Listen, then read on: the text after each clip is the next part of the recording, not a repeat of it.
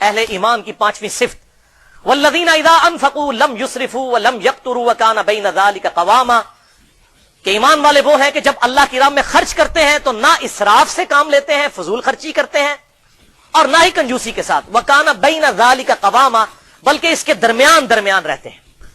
Cross reference کے طور پر سورہ بنی اسرائیل کی آیت نمبر 29 ہے کہ نہ تو اپنے ہاتھ کو ایسا بندہ رکھو اپنی گردن کے ساتھ اتنے کنجوس ہو جاؤ کہ کسی کو کچھ دو ہی نہ، اور نہ اتنے فیاض ہو جاؤ کہ سب کچھ لٹا بیٹھو اور پھر درماندہ ہو کر بیٹھ جاؤ، جنہوں سے پنجابی کہنا ہے کہ نیکی گلے پہ گئی ہے، یعنی سب کچھ ہی اللہ کی راہ میں دے دیا اور خود جو ہے وہ آپ بیٹھ گئے۔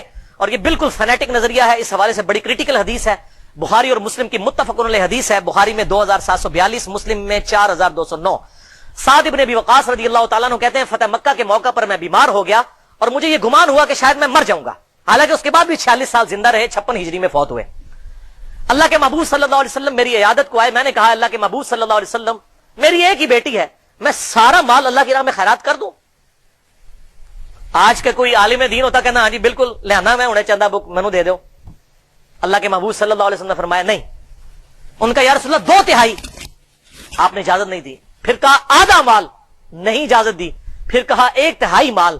تو ایز اے لاسٹ ریزارٹ آپ صلی اللہ علیہ وسلم نے بالکل آخر میں بڑی مشکل سے 1/3 مال کی وصیت کرنے کی اجازت دی، اور پھر آپ صلی اللہ علیہ وسلم نے فرمایا سعد اپنے وارثوں کے لیے مال چھوڑ کر مر، یہ اس سے بہتر ہے کہ تیرے مرنے کے بعد لوگوں سے مانگتے پھرے۔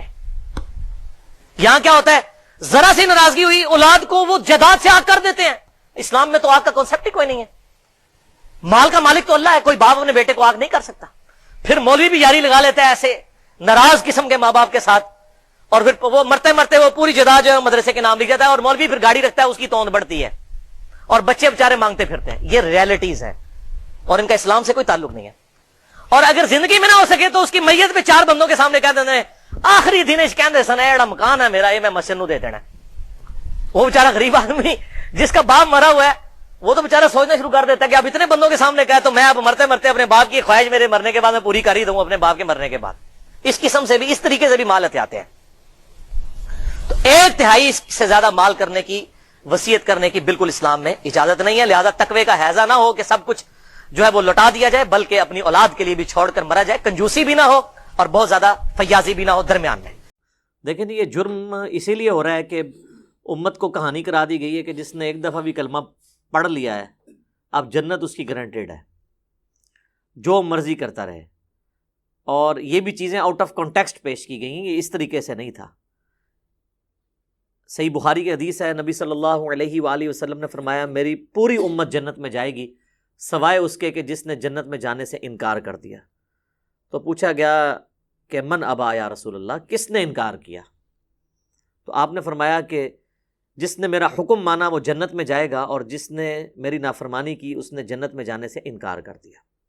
باقی وہ بات الگ ٹھیک ہے، بخاری اور مسلم میں حدیث ہے کہ نبی صلی اللہ علیہ وآلہ وسلم بار بار دوزخ کی طرف جائیں گے، اللہ تعالیٰ ان کے لیے تعداد مقرر کرے گا، اللہ کے اذن سے آخر میں اس شخص کو بھی جنت سے دوزخ سے نکال کے جنت میں لے آئیں گے کہ جس کے دل میں رائی کے دانے کے برابر بھی ایمان ہوگا۔ لیکن یہ کون سوچ سکتا ہے کہ کتنا عرصہ اس کو وہ جہنم میں وہ پیریڈ گزارنا پڑے گا۔ اللہم اجرنا من النار۔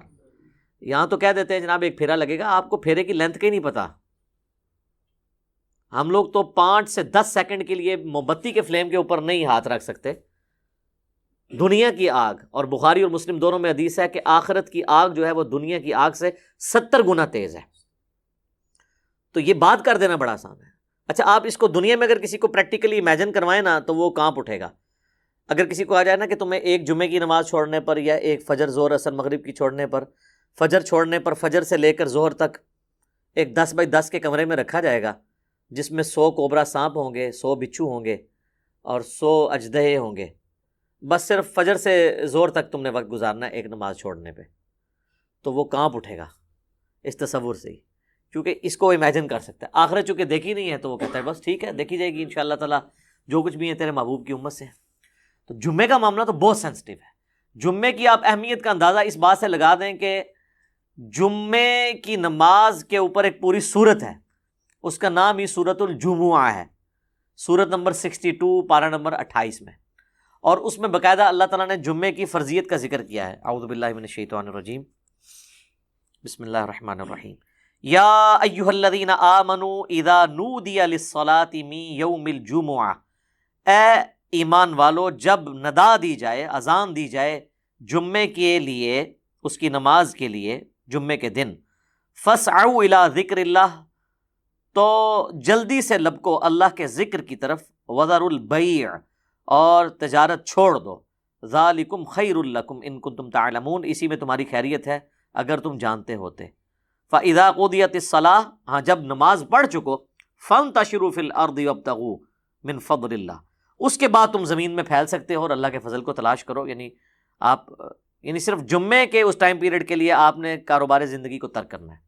وَاذْكُرُوا اللَّهَ كَثِيرًا لَعَلَّكُمْ تُفْلِحُونَ، اور اللہ کو بہت کثرت سے یاد کرو تاکہ تم فلاح پا جاؤ.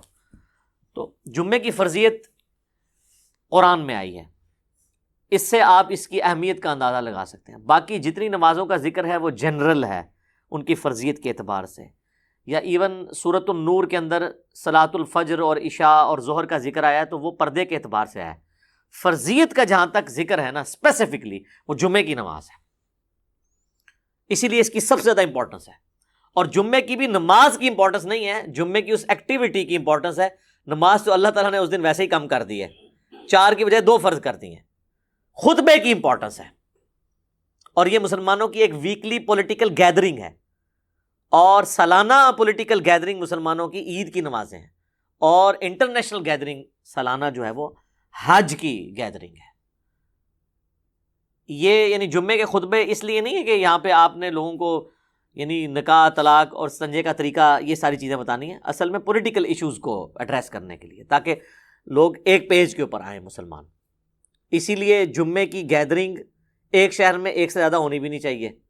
یہ تو آج کل ایک چندے کے چکر میں اتنی جامع مسجد بن گئی ہیں، ادروائز اصولاً دیکھا جائے تو ایک شہر میں ایک جامع مسجد ہوگی. ایران میں آپ چلے جائیں، تہران میں ایک جگہ جمعہ ہوتا ہے اور 15 سے 20 لاکھ لوگ ایک جگہ جمعہ پڑھ رہے ہوتے ہیں، اور ایران کا پریزیڈنٹ جمعے کا خطبہ دیتا ہے. یہاں پہ بھی ہمارے پرائم منسٹر کو فیصل مسجد میں خطبہ دینا چاہیے. تو آپ دیکھیں پھر کس طریقے سے قوم ایک جگہ جمع ہوتی ہے. ہم تو ایک قوم بھی نہیں اسی وجہ سے. بہرحال یہ الگ سے ایک ٹاپک ہے. جمعے کی فرضیت کے اعتبار سے سورۃ الجمعہ کافی ہے. بخاری اور مسلم دونوں میں حدیث ہے، نبی صلی اللہ علیہ وآلہ وسلم نے فرمایا کہ اگرچہ ہم سب سے آخر میں آئے ہیں لیکن قیامت والے دن ہم سب سے سبقت لے جائیں گے، یہود و نصارہ سے بھی. پھر نبی علیہ السلام نے اس کی ریزن بتائی کہ اللہ تعالیٰ نے جمعے کا دن یہودیوں پر پیش کیا، انہوں نے اس کی قدر نہیں کی، انہوں نے ہفتے کا دن اپنے لیے چوز کر لیا. پھر نصارہ پہ پیش کیا، انہوں نے اس کی قدر نہیں کی اور اتوار کا دن انہوں نے چوز کر لیا. پھر اللہ نے ہماری رہنمائی کر دی جمعے کے دن کے لیے. اچھا، نبی علیہ السلام نے اس کو اللہ کی طرف منسوخ کیا کہ اللہ نے ہمارے لیے رہنمائی مقرر کر دی کہ ہم جمعے کی طرف متوجہ ہوئے. اور پھر نبی صلی اللہ علیہ وآلہ وسلم فرمایا کہ قیامت والے دن، یعنی اس جمعے کے دن کے تحفے کو ایکسیپٹ کرنے کی وجہ سے قیامت والے دن ہم سبقت لے جائیں گے، یعنی سب سے پہلے جنت میں جانے والے نبی صلی اللہ علیہ وآلہ وسلم کے امتی ہوں گے انشاءاللہ تعالی. اللہم اجعلنا منہم آمین. صحیح مسلم میں ایک حدیث ہے کہ نبی صلی اللہ علیہ وآلہ وسلم نے فرمایا کہ جمعے کا دن باقی تمام دنوں کا سردار ہے. اسی دن آدم علیہ السلام پیدا ہوئے، اسی دن وہ جنت میں داخل کیے گئے، اسی دن جنت سے نکالے گئے، اور اسی دن قیامت قائم ہوگی.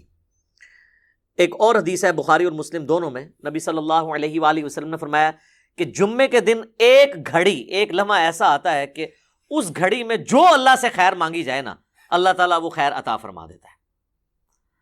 اچھا، اس میں اب مختلف اقوال ہیں. بہرحال صحیح مسلم میں ایک حدیث ہے کہ نبی علیہ السلام نے فرمایا کہ یہ جو قبولیت کی گھڑی ہے نا، یہ خطیب کے ممبر پر بیٹھنے سے لے کر نماز جمعہ کے ختم ہونے تک ہے.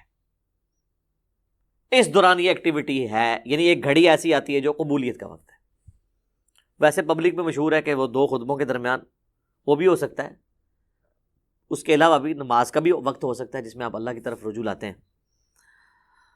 اس لیے آپ دیکھیں کہ بخاری اور مسلم دونوں میں حدیث ہے، نبی صلی اللہ علیہ وآلہ وسلم نے فرمایا جو جمعے والے دن سب سے پہلی گھڑی میں آتا ہے اسے اونٹ نحر کرنے کا ثواب دیا جاتا ہے، جو اس کے بعد آتا ہے اسے ایک گائے ذبح کرنے کا ثواب، جو اس کے بعد آتا ہے اسے ایک بھیڑ یا بکری ذبح کرنے کا ثواب، جو اس کے بعد آتا ہے اسے ایک مرغی ذبح کرنے کا ثواب، اور جو بالکل اینڈ پہ آتا ہے اسے انڈا صدقہ کرنے کا ثواب. اور پھر اس کے بعد الفاظ ہے کہ اس کے بعد فرشتے رجسٹر بند کر دیتے ہیں جب خطیب ممبر پہ چڑھ جاتا ہے، یعنی یہ ساری گھڑیاں خطیب کے ممبر پہ چڑھنے سے پہلے ہیں، اور پھر فرشتے جو ہے وہ بھی الذکر سننا شروع کر دیتے ہیں۔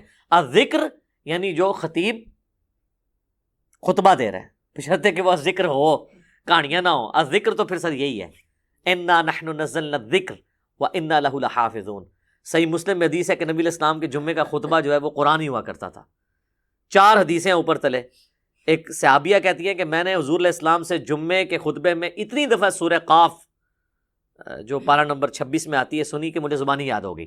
اب ہر جمعے میں وہ ظاہر تذکیر والی صورت ہے تو وہ الذکر سننا شروع کر دیتے ہیں، اور پھر اس کے بعد جو آتا ہے نا، پھر اسے نارمل صرف نماز کا ثواب ملتا ہے، جو ایکسٹرا آرڈنری ثواب ہے نا جمعے کا وہ ختم ہو جاتا ہے۔ اچھا، اسی حدیث میں الفاظ ہیں کہ جو پہلی گھڑی میں آئے اس کے لیے ثواب، پھر اس میں نبی علیہ السلام نے یہ بھی فرمایا کہ پھر جتنا مقدر ہو تم نماز ادا کرو، یعنی جمعے سے پہلے آپ 2 4 6 8 10 جتنی مرضی نفلی رکعتیں پڑھ سکتے ہیں۔ اچھا، اس میں ایک حدیث ضعیف بھی پیش کی جاتی ہے ابو داؤد کی کہ جمعے والے دن مکروہ وقت کوئی نہیں ہوتا، وہ روایتی کمزور ہے، اس کا تو آپ نے بہرحال خیال رکھنا ہوگا۔ وہ جو 5-7 منٹ ہوتے ہیں جب سورج اپنے ٹریک میں بالکل سینٹر میں ہوتا ہے، جسے آپ زوال کہتے ہیں، وہ زوال نہیں ہوتا، وہ ضحوہ کبریٰ ہوتا ہے۔ زوال آفتاب تو کہتے ہیں آپ ظہر کا وقت شروع ہونے کو ہے، سورج گرنا شروع ہو جائے مغرب کی طرف، سینٹر سے ذرا سا ہٹے گا تو مکروہ وقت ختم ہو جائے گا۔ ایگزیکٹ سینٹر میں آپ سمجھ لیں وہ جو 5-7 منٹ ہیں وہ مکروہ وقت ہے، اس سے پہلے بھی آپ نفلی نماز پڑھ سکتے ہیں، اس کے بعد بھی ایگزیکٹ اس وقت نہیں پڑھ سکتے، تو جتنی مقدر ہو پڑھو۔ البتہ بخاری اور مسلم میں حدیث ہے کہ جب خطیب جو ہے وہ خطبہ دے رہا ہو نا تو پھر آپ نے 2 رکعتیں پڑھنی ہے، اور اس وقت تک نہیں بیٹھنا جب تک وہ 2 رکعتیں نہ پڑھ لیں۔ یہ جمعے کے دن کا پروٹوکول ہے، عام نمازوں کے لیے نہیں ہے، اور 2 سے زیادہ پھر نہیں پڑھنی جب خطبہ شروع ہو جائے، کیونکہ اصل مقصد تو خطبہ سننا ہے۔ اور اگر خطبہ شروع نہیں ہوا تو صحابہ کا جو معمول ہے وہ کم از کم 4 رکعتیں تھی جمعے سے پہلے، کم از کم 2 تو پڑھنی ہے آپ نے۔ اور بعد میں صحیح مسلم میں آتا ہے کہ جس نے جمعے کے بعد نماز پڑھنی ہے وہ 4 رکعتیں پڑھے، 2 کر کے بھی پڑھ سکتے ہیں اور اکٹھی 4 بھی پڑھ سکتے ہیں، دونوں طریقے سے ثابت ہے۔ تو یہ جمعے کی رکعتیں میں نے بتا دی، یعنی ٹوٹل کتنی ہوئی؟ 8، 2 سنتیں پہلے، 2 فرض اور 4 سنتیں بعد میں، اور اگر آپ نے پہلے 4 سنتیں پڑھنی ہیں تو پھر 10 ہوگی۔ تو نبی صلی اللہ علیہ وآلہ وسلم نے یعنی یہ ترغیب دلائی ہے کہ جمعے والے دن خطیب کے ممبر پہ چڑھنے سے پہلے پہنچ جائیں۔ اب حنفیوں کی چونکہ تقریر انہوں نے لادہ کر لی ہوئی ہے، تو حنفیوں کے لیے یہ نہیں ہوگا کہ عربی خطبہ سننا ہوگا، وہ بھی جب ممبر پہ خطیب چڑھتا ہے نا اردو خطبے کے لیے، تو اس کے بعد رجسٹر ان کے بند ہو جائیں گے۔ اب چونکہ انہوں نے اپنے پبلک کو پڑھایا ہوا ہے کہ یہ تقریر جو ہے یہ لادہ سے ہے، اصل عربی کے خطبے ہوتے ہیں، پھر لوگ کہتے ہیں پھر اصل ہی آگے سنیں گے جو ہمیں بھی سمجھنا ہے، اور معذرت کے ساتھ جو پڑھ رہے ہوتے ہیں ان کو بھی نہیں سمجھ ہوتی کہ وہ پڑھ رہے کیا ہیں۔ حقیقت بات ہے، کئی جو ائمہ ہیں آپ ان سے کہنا یہ جو تم نے عربی خطبہ پڑھا اس کا ترجمہ بتاؤ کیا ہے، تو جب پڑھنے والے کو بھی نہیں پتا تو سننے والے کو کیا پتا ہوگا۔ اس لحاظ سے اہل حدیث نے یہ ٹھیک کیا ہے کہ انہوں نے خطبے تو 2 ہی رکھے، اور اللہ کی حمد اور درود کو عربی میں رکھا، باقی انہوں نے جو واعظ اور تقریر جو مقصد تھا تذکیر کرنا اسے اپنی نیٹو لینگویج میں کر دیا، اردو کے اندر، انگلش کے اندر، یہی طریقہ ٹھیک ہے۔ تو حنفیوں نے وہ تقریر ایک تیسرا خطبہ ایڈ کر دیا، اور وہ بھی پھر بیٹھ کے شروع ہو گیا، حالانکہ خطبہ تو کھڑے ہو کے ہوتا ہے جمعے کا، بیٹھ کے تو آپ دے نہیں سکتے، اور اس میں آپ نے سہارا لے کے کھڑا ہونا ہے، وہ کھڑا سہارا ہو کے اس لیے ہوتا ہے کہ تقریر تھوڑی لمبی ہو تو آپ مطلب سہارا لے سکیں۔ انہوں نے بیٹھ کے خطبہ شروع کر دیا، تو یہ بھی ایک خلاف سنت چیز ہے۔ بہرحال جمعے کی نماز کی امپورٹنس اس حوالے سے آپ نے ذہن میں رکھنی ہے۔ باقی جمعے میں جمعے کی نماز اور اس کی تقریر کے علاوہ 2 اعمال ایسے ہیں جو اسپیسیفکلی اہمیت کے حامل ہیں۔ المستدرک للحاکم میں صحیح سند سے یہ حدیث ہے، مشکات کے اندر بھی موجود ہے، کہ جو شخص سورۃ الکہف کی تلاوت کر لے جمعے کے دن تو اگلے جمعے تک اس کے لیے ایک نور اللہ کی طرف سے مقرر ہو جائے گا۔ اور ابو داؤد میں ایک حدیث ہے، مشکات میں بھی ہے، سنن نسائی میں بھی، ابن ماجہ میں بھی، کہ نبی صلی اللہ علیہ وآلہ وسلم نے فرمایا کہ جمعے کا دن جو ہے یہ یوم مشہود ہے، یعنی اللہ کے حضور اعمال پیش ہونے کے اعتبار سے، اور اس دن آدم علیہ السلام پیدا ہوئے اور یہ تمام دنوں کا سردار ہے، تم اس دن مجھ پر کثرت سے درود پڑھو، تمہارا درود مجھ پر پیش کیا جائے گا۔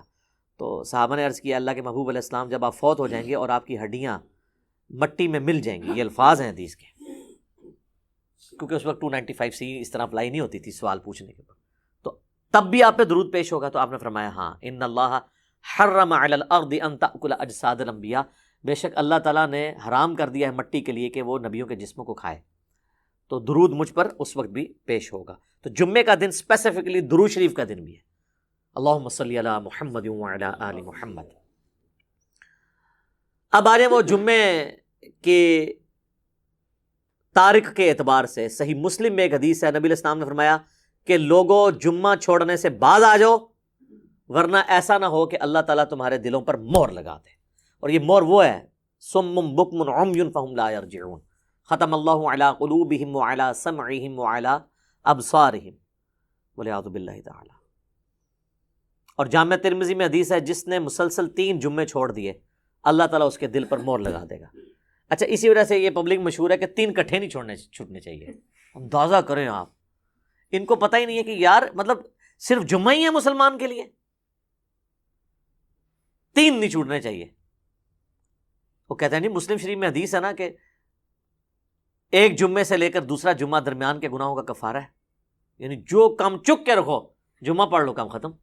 تو یہ پوری حدیث اس طرح نہیں ہے میرے بھائی, پوری حدیث اس طرح ہے اگر کبیرہ گناہوں سے بچا جائے تو ایک جمعے سے دوسرا جمعہ, اس تو بھی آسان کام, ایک رمضان سے دوسرا رمضان. شکر ہے تسی اے نہیں لے آیا جمعہ دے ہفتے بعد پھر اللہ کی بارگاہ. ایک رمضان سے دوسرا رمضان اور ایک نماز سے دوسری نماز درمیان کے گناہوں کا کفارہ ہے اگر کبیرہ سے بچا جائے. تو سب سے کبیرہ گناہ شرک کے بعد اگر کوئی ہو سکتا ہے تو وہ فرض نماز چھوڑنا ہے. تو اگر کبیرہ گناہ نہیں کیے, یعنی ایک جمعے سے لے کر اگلے جمعے تک کوئی نماز نہیں چھوڑی, پھر چھوٹے گناہ معاف ہوں گے. نماز چھوڑنے سے بڑا کون سا گناہ ہے؟ صحیح مسلم میں حدیث ہے بندے کے ایمان, شرک اور کفر کے درمیان فرق نماز ہے. جامعہ ترمذی میں حدیث ہے شقیق تابعی کہتے ہیں کہ صحابہ کرام صرف تارک الصلاح کی تکفیر کرتے تھے, جو نماز چھوڑنے والا نا اسے کافر سمجھتے تھے, اس کے علاوہ کسی گناہ کے اوپر وہ کفر کا فتویٰ نہیں لگاتے تھے. ابو داؤد ترمذی میں حدیث ہے جس نے جان بوجھ کے نماز چھوڑی گویا اس نے کفر کیا. یہ تو بڑا سینسٹیو معاملہ ہے, کفر اور شرک کے درمیان فرق جب نماز ہے. اور اس سے بھی بڑھ کر سورۃ الروم کی وہ جو آیت ہے منیبین الیہ, رجوع لاؤ اللہ کی طرف, واقیموا الصلاۃ ولا تکونوا من المشرکین, اور نماز کو قائم رکھنا, دیکھنا مشرکوں میں سے نہ ہو جانا. نماز چھوڑنے والے کو اللہ تعالیٰ فرمایا گویا کہ وہ مشرک ہے. پاکستان کے شناختی کارڈ میں مسلمان ہے, اللہ کے ہاں وہ عملاً مشرک ہے, عملاً کافر ہے. ہاں ٹھیک ہے, ہم عقیدے میں فتویٰ نہیں لگاتے, باقی اس کا اور اللہ کا معاملہ ہے. پھر سنن ابن ماجہ میں حدیث ہے ابو درداء اصحاب صفہ میں سے ہیں, وہ کہتے ہیں کہ نبی علیہ السلام نے, بڑے پیارے الفاظ ہیں, میرے خلیل نے مجھے 3 وصیتیں کی تھی.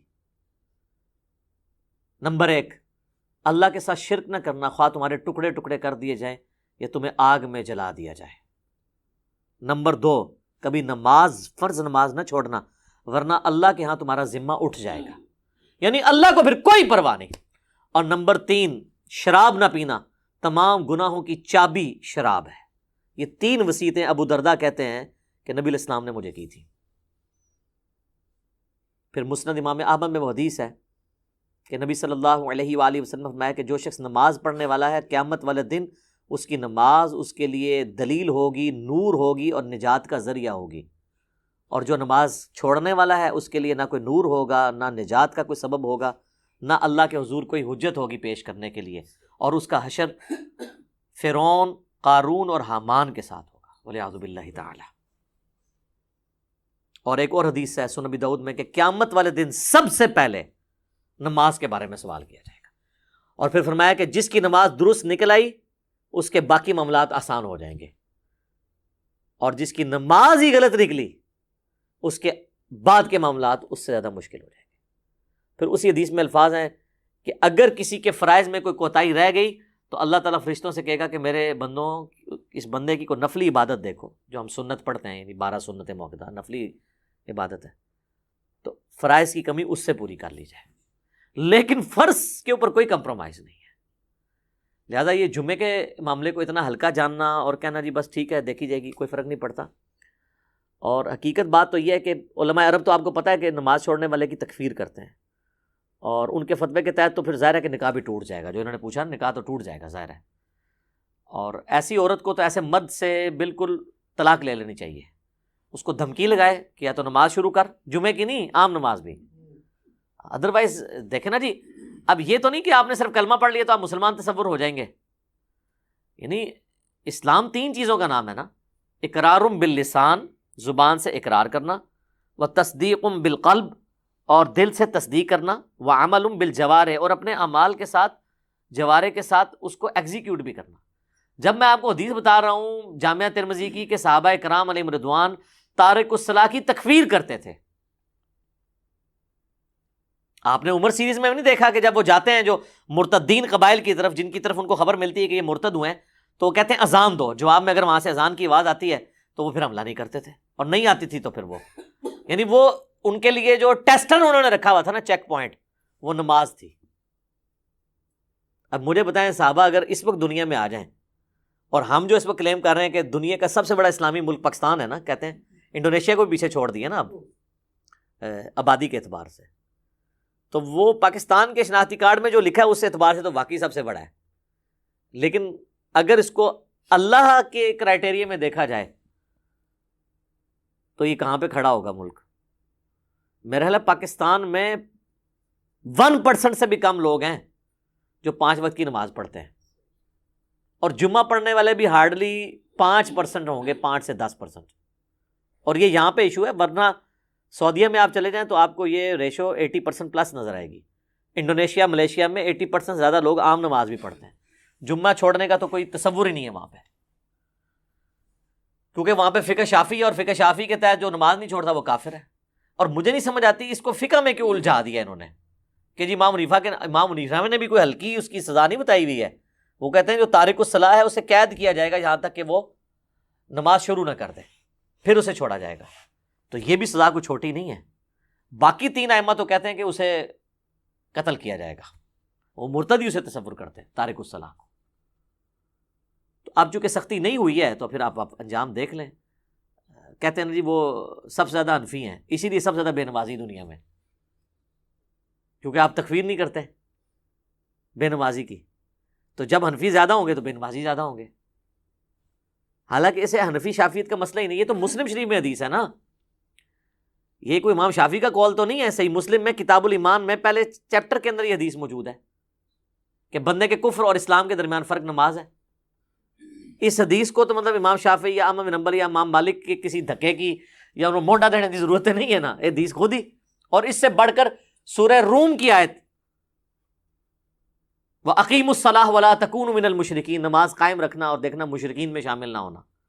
تو جناب یہ جمعوں وغیرہ کے چکر سے ذرا باہر نکلیں، جمعے والی بات تو یعنی یہ تو بہت بڑی بات ہے، عام نماز بھی اگر کوئی شخص چھوڑتا ہے، تارک الصلاح ہے، تو وہ قانوناً تو اسلام کی روح سے تو وہ اسلام سے خارج ہو جائے گا، الا یہ کہ وہ توبہ کر لے۔ ویسے تو یہ چھوٹے موٹے، ویسے تو ان کو یہ پڑھایا ہوا ہے کہ اگر کوئی بریلوی دیوبندی کے پیچھے جا کے نماز پڑھ لے اس کا نماز جنازہ تو اس کا نکاح ٹوٹ جاتا ہے، تجدید ایمان بھی اسے کرنا پڑتا ہے۔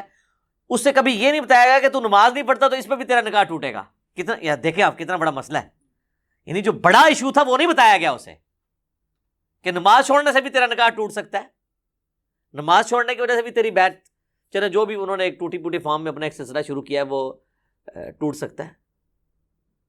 ادھر تو وہ جن کے بیعت ہوئے ہوتے ہیں وہ نہیں نماز پڑھتے، خود کہاں سے پڑھنی ہے انہوں نے؟ اللہ ماشاءاللہ بہت کم لوگ ہیں کہ جو نماز پڑھتے ہوں، اور جماعت کے ساتھ نماز کا اہتمام کرنا، خوش و خضوع سے پڑھنا، یہ تو آپ چھوڑ دیں۔ اسی لیے پھر انہوں نے ایک جھوٹی کہانی یعنی سب کے ہاں ملتی ہے کہ جی وہ نماز تو اللہ کی معرفت کا ذریعہ ہے، جو اللہ تک پہنچ چکے ہوں تو نماز ان کو ضرورت ہی نہیں ہے، یا اگر انہوں نے پڑھنی ہے تو وہ کہتے ہیں دل کی نماز ہوتی ہے۔ چندہ دل کا نہیں ہوتا، جو روٹیاں اور روسٹ توڑتے ہیں اور کھاتے ہیں، اپنی توندیں بڑھاتے ہیں، وہ دل کی نہیں ہوتی، اور جہاں بات آتی ہے نماز پڑھنے کی وہ دل کی ہوتی ہے، ٹھیک ہے۔ اور نماز پڑھنے کے لیے جاتے ہیں مکے مدینے، پیشاب کرنے کے لیے اپنے ٹوائلٹ میں جاتے ہیں، ان کے تو ٹوائلٹس کو لگائیں تالے، انہوں کو جتنے نماز پڑھنی ہے استنجا بھی اتھے ہی کرو جا کے روحانی طور پہ، تم لگ پتہ جائے گا روحانی طور سے کدھر جا سکے۔ یعنی جو بندہ یہاں بیٹھے بیٹھے مکے اور مدینے جا کے نمازیں پڑھ رہا ہے، استنجا کرنے کے لیے وہ کیوں اٹیچ باتھ میں جاتا ہے؟ اتنی بڑی ایکٹیویٹی وہ پرفارم کر رہا ہے تو استنجا بھی ہوتے ہی کرو، ٹھیک ہے۔ ان کے آپ ٹوائلٹ بند کریں، ان کے اوپر CCTV کیمرے لگائیں اور دیکھیں پھر جناب یہ کتنی دیر آپ کو نمازیں پڑھ کے بتاتے ہیں، سب کہانیاں ان کی کھل جائیں گی۔ اور آپ کو تو ہم یعنی پریکٹیکل سولوشن دے رہے ہیں، دیکھیں یہ اب سائنٹیفک دور ہے، ادھر آپ نے ایشوز کو پیش کرنا ہے تو آپ نے ایک بکش فارم میں پیش کرنا ہے کہ ہاں یہ اس طرح نہیں، اس طرح ہے، ٹھیک ہے. اور میں آپ کو بتاؤں یہ جو معجزات اور کرامات کو ہم مانتے ہیں لیکن یہ کسی کے اختیار میں نہیں ہے، الا ایک انبیاء کے ساتھ معجزات اٹیچ ہیں. کرامت اللہ تعالیٰ جس کے اوپر ظاہر کرتے ہیں. یہ جس طرح سپر مین اور ٹارزن بنا کے پیش کرتے ہیں نا بزرگوں کو، تو چونکہ ان کے دعوے ہیں نا تو کر کے بتائیں. نبی علیہ السلام سے اگر نبی علیہ السلام اللہ کا پیغمبر ہونے کا دعویٰ کر رہے تھے تو جب ان سے یہ بات کی جاتی تھی تو وہ فزیکلی سب کے سامنے کرتے تھے. بخاری مسلم میں حدیث ہے، ایک بارش نہیں ہو رہی تھی تو ایک صحابی نے کھڑے ہو کر کہا یا رسول اللہ کے حضور دعا کریں. وہ کہتے ہیں ہم چلچلاتی دھوپ میں گئے ہیں اور واپس آئے ہیں تو بارش شروع ہو گئی تھی، اور اتنی بارش ہوئی کہ اگلے جمعے تک ہوتی رہی، اور اگلے جمعے وہی شخص دوبارہ کھڑا ہوا کہ یا رسول اللہ آپ دعا کریں کہ ہماری ارد گرد زمینوں پہ تو بارش ہو، ہمارے گھروں پہ نہ ہو، گھر کی چھتیں ٹپکنا شروع ہو گئی ہیں. تو نبی علیہ السلام نے اپنی مبارک انگلی سے یوں اشارے کیے اور وہ بادل پھٹنے شروع ہو گئے، ٹھیک ہے. اور وہ کہتے ہیں جب ہم اگلے جمعے کے لیے گئے بارش میں تھے تو واپس آئے تو دھوپ تھی. تو میرے بھائی یہ یعنی نبی علیہ السلام نے تو سب کچھ کر کے بتایا نا. آپ کا جن بزرگوں کے بارے میں کلیم ہے تو ہم ان کو سائنٹیفکلی اس طرح چیزوں پہ چیک کریں گے، یہ سب کے سامنے فزیکلی کر کے بتائیں گے. اور میں آپ کو بتاؤں نبی علیہ السلام کی نبوت کو جسٹیفائی کرنے والی سب سے بڑی چیز یہ ہے کہ ہزاروں کیمرے آپ کے اوپر فٹ تھے. یہ جو آپ کے صحابہ تھے سفر و حضر ہر وقت آپ کے ساتھ تھے. اگر آپ کے کریکٹر میں کہیں ذرا سے بھی جھول ہوتی نا تو آپ کی وفات کے بعد آپ کے وہ ساتھی جو جانثار ہمیشہ سے آپ کے ساتھ تھے، ایک تو وہ تھے نا جو فتح مکہ پہ طلقاء بنے، معافیاں مانگی، اور ایک حضور کا غلبہ دیکھ کے اسے ایک سردار کا غلبہ تصور کرتے ہوئے اذا جاء نصر اللہ والفتح کے تحت وہ اسلام میں داخل ہو گئے. وہ موٹیویشنل تو ان کا ایمان نہیں تھا، لیکن جو سابقون الاولون جو شروع سے حضور کے ساتھ اٹیچ تھے، جو بندہ ساتھ اٹیچ ہوتا ہے نا جی اس کو اس بندے کی کمزوریاں اور خوبیاں پتہ ہوتی ہیں. کہیں نہ کہیں بندہ ایکسپوز ہو جاتا ہے. جس کے ساتھ ہزاروں لوگ اٹیچ ہوں اور حضور کی وفات کے بعد ان میں سے کوئی بندہ ٹس سے مس نہ ہو، اور کمٹمنٹ کا یہ لیول ہو کہ ہزاروں لوگ جب اس دین کو چھوڑ جائیں تو چند مٹھی بھر لوگ اتنے کانفیڈنٹ ہوں کہ ہمارے نبی نے ہم سے وعدہ کیا تھا کہ رومن اور پرشین امپائر گرے گی، ہم تھوڑے سے ہی لیکن ہم ٹکرائیں گے، اللہ ہمیں فتح دے گا. یہ کانفیڈنس لیول ہو، یہی نبی علیہ السلام کی یعنی نبوت کی صداقت ہے. یہ دلیل ہے سب سے بڑی. تو نبی علیہ السلام پہ ہزاروں کیمرے فٹ تھے. کہیں آپ کے کریکٹر میں کوئی جھول ہوتی، آپ کی بیویوں کے ذریعے باہر نکل سکتی تھی بات، آپ کے دوستوں کے ذریعے باہر نکل سکتی تھی. اور آپ جن بزرگوں کو مانتے ہیں ان کی کیا کیا باتیں باہر نکلتی ہیں. پرانوں کی نکلتی تھی وہ میں نے نکال دی ہیں، اور نیوں کی تو اس لیے نکل رہی ہیں کہ پرانے زمانے میں بھی اگر ان کو اسی طریقے سے پرانوں کو بھی چیک کیا جاتا کریٹیکلی کیمروں کے ذریعے یا باقی معاملات کے ذریعے تو آپ دیکھ لیتے کہ ان کے بھی ماشاءاللہ الا ماشاءاللہ اچھے لوگ بھی ہوں گے. میں نے یہ نہیں کہتا کہ برے لوگ ہی ہیں سارے، لیکن یہ ہے کہ یہ بڑی مشکل سے حسن ظن قائم رہتا ہے کہ آپ اتنے یعنی عجیب و غریب قسم کے دعوے کرتے ہیں. اور آپ دیکھ لینا وہ ہمارے بھائی نے انڈرسٹینڈ اسلام کے اوپر وہ جو ویڈیو اپلوڈ کی ہے کہ بزرگ جو ہیں وہ استنجے کے لیے پتھر مانگ رہے ہیں تو وہ جس چیز کی طرف جاتا ہے وہ سونا بن جاتا ہے. اور پھر وہ جناب یہ بھی بتا رہے ہیں کہ حضرت وہ کہنے لگے جی بال بڑھ گئے تھے، انہوں نے کہا تیرے نبی کی سنت ٹوٹ رہی ہے تو اس لیے مجھے کچھ پیسے دے دے. یار اللہ کے بندو، وہ کہتے ہیں سال ہوا ہے کچھ نہیں آپ سے مانگا، اب یہ سنت ٹوٹنے تو سنت بھی ٹوٹنے لگی تو ابھی بھی مانگنے کی ضرورت نہیں ہے. جس نے سال آپ کو بغیر کھائے پیے سارا کچھ معاملہ کر دیا ہے تو روحانی طور پہ بال کٹ جائیں خود بخود ہی. روحانی طور پہ اگر بندہ زندہ ہے تو بال بھی روحانی طور پہ کٹ جائیں، ناخن کٹ جائیں، ختنہ بھی ہو جائے، روحانی طور پہ نہیں ہوتا. سب کہانی ہے جناب. تو اللہ تعالیٰ ہمیں فہم اور عقل دے اور ہم چیزوں کو صحیح طریقے سے سمجھیں. ٹھیک ہوگا. جزاکم اللہ خیر.